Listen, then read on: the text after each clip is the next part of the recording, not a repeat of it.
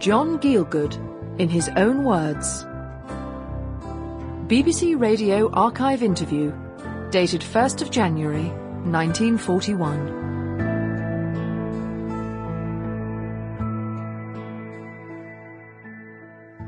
Well, first of all, it's something of a privilege to be able to act at all under these conditions, and I think each one of the company here feels the same way about it.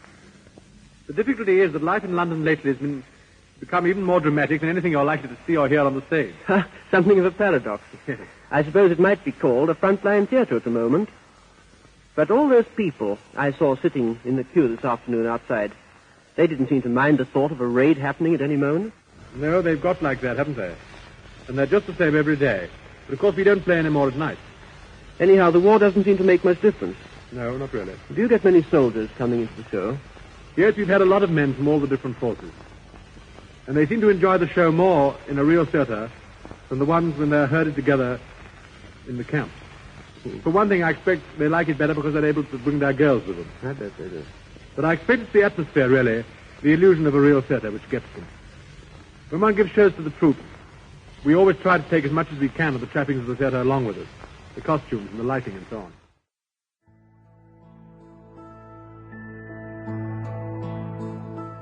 Great Acting. BBC Television, 12th of February, 1966.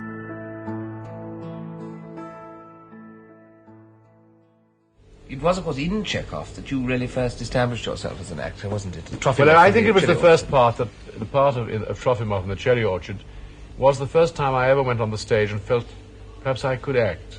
Before that, I felt I could exhibit myself to some extent, and I rather enjoyed the business of going to the theatre and walking about on the stage, and something to do with my instincts told me that I wanted to have something to do with the theatre.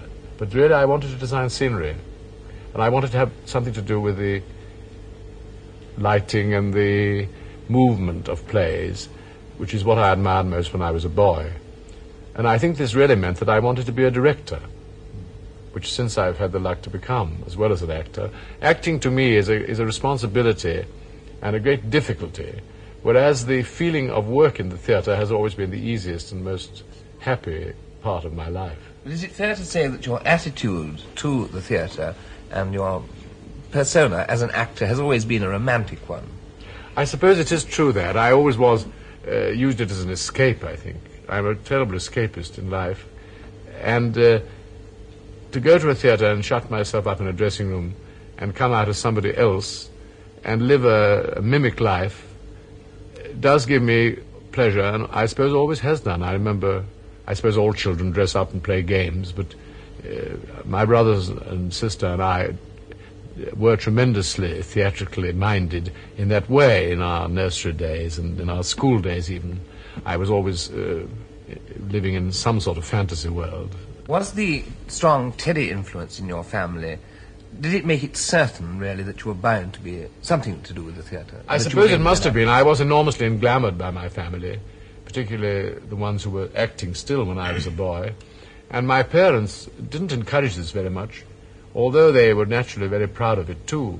My mother was the theatrical one because she was a Terry, but my father, who was partly Polish, had a curious mixture of practical middle-class English realism mixed with a certain romantic panache. How did you prepare for your stage work in the theatre?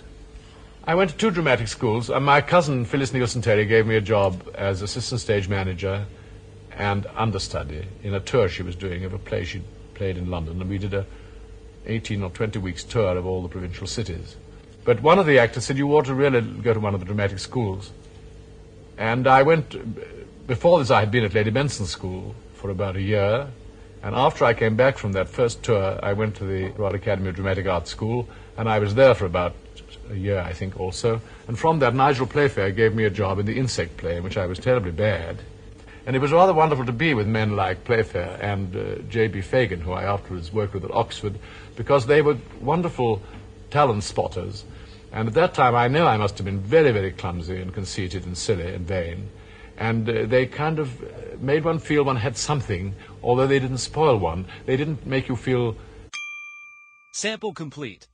Ready to continue?